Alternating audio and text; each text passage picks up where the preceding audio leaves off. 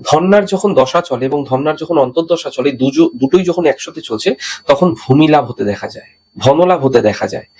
এবং সরকারি কোষাগার থেকে কোনো অর্থ প্রাপ্তি ছিল তো সেই সময়কালে আসতে পারে, স্ত্রীর থেকে পুত্রের থেকে সেই সময়কালে সুখ প্রাপ্তি হতে দেখা যায়। যখন ধন্যার দশা চলে এবং ভ্রামরীর অন্তর্দশা চলে সেই সময়কালে কিন্তু স্বজন বিরোধ হয়, অর্থাৎ আপনার দেখা যাচ্ছে জ্ঞাতি, আপনার পরিবারের মধ্যে কেউ রয়েছে যারা আপনার সঙ্গে মতবিরোধে জড়িয়ে পড়ছে। আপনি কোনো ভ্রমণ করছেন, সেখানে গিয়ে কোনো শারীরিক কষ্ট সমস্যা তৈরি হতে পারে এবং স্থানান্তর হতে দেখা যায়, অর্থাৎ আপনি যেই বাড়িতে বসবাস করতেন কোনো ঝঞ্ঝাটের জন্য, কোনো সমস্যার জন্য সেই বাড়ি আপনাকে ত্যাগ করতে হতে পারে, কোনো ধনহানি হতে পারে সেই সময় বড় বড় ধরনের, এগুলো কিন্তু দেখা যায়। ধন্যার যখন দশা চলে এবং ভদ্রিকার যখন অন্তর্দশা চলে সেই সময়কালে ভাগ্য বৃদ্ধি হতে দেখা যায়, ভূমি লাভ হতে দেখা যায়। সাধারণত কি হয় এই সময়, যদি মঙ্গলের কোনো শুভ গোচর থাকে না, তাহলে নিশ্চিতভাবে ভূমি লাভ হয়ে থাকে, যানবাহনাদি লাভ এমনটিও কিন্তু দেখা যায়, গৃহ সুখ, মিত্র সুখ অর্থাৎ বন্ধু দ্বারা সুখ, এগুলো কিন্তু মিলে থাকে। ধন্যার দশা এবং উল্কার অন্তর্দশা যখন একসাথে চলে, নানা প্রকার কষ্ট, হার্ট এবং কোমরের কোনো বেদনা তখন ভীষণভাবে দেখা যায় এবং ভুল জায়গায় অর্থলগ্নি করে ধনহানি হতে পারে, অথবা অন্য কোনো ভাবেও কিন্তু ধনহানি হতে দেখা যেতে পারে।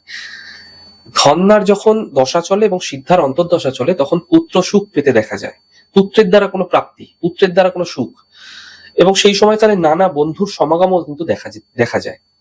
ধন্যার যখন দশা চলে এবং সংকটার যখন অন্তর্দশা চলে সেই সময়কালে বন্ধন তৈরি হয়। হয়তো দেখা যাচ্ছে আপনার কাছে সব আছে, অর্থ আছে, আপনার সম্পত্তি সব আছে, কিন্তু আপনি জীবনে কোনো কিছু করতে পারছেন না, আপনি একটা ঘরের মধ্যে বন্দী হয়ে রয়েছেন, অর্থাৎ আপনাকে কেউ পাত্তাই দিচ্ছে না, বন্ধনযোগ তৈরি হতে পারে। কর্ম উপলক্ষে মান সম্মান এবং উৎসাহ নষ্ট হওয়ার যোগও তৈরি হতে দেখা যায় এই সময়কালে। কোনো একটা কাজ করতে যাচ্ছেন, আপনার মান সম্মান হানি করে দিল কেউ, আপনার পরিবারের লোকই করে দিল, বাইরের লোক করে দিল, যে আপনার মিত্র ছিল সেই করে দিল, আপনার উৎসাহ কিন্তু সমস্ত দিক থেকে নষ্ট হয়ে যেতে পারে, এমনটি দেখা যায়। ধন্যার যখন দশা চলে না, মঙ্গলের যখন অন্তর্দশা চলে, মঙ্গলার, তখন শুভ গৃহ পরিবেশ তৈরি হয়, বাড়ির মধ্যে একটা পজিটিভ বাতাবরণ আপনার দিক থেকে বিশেষ করে তৈরি হতে দেখা যায় এবং এই সময় অর্থ লাভ হতে দেখা যায় এবং স্ত্রীর দিক থেকে, সন্তানের দিক থেকে সুখ মেলে। ধন্যার যখন দশা চলে এবং পিঙ্গলার অন্তর্দশা চলে সেই সময় ভূমি এবং ধননাশ হতে দেখা যাচ্ছে। আপনার কোনো একটা ভূমি আছে, জমি আছে, আপনার বাড়ি আছে, গৃহ আছে, সেইগুলো দেখা যাচ্ছে আপনাকে বিক্রয় বাট্টা করে দিতে হলো, আপনি কোনো লোন করেছিলেন বলে, কোনো সমস্যায় আপনি পড়ে গিয়ে কোনো আপনার ঋণ হয়ে গেছে যার কারণে আপনাকে ভূমি, জমি, বাড়ি, সম্পত্তি বিক্রি করতে হচ্ছে।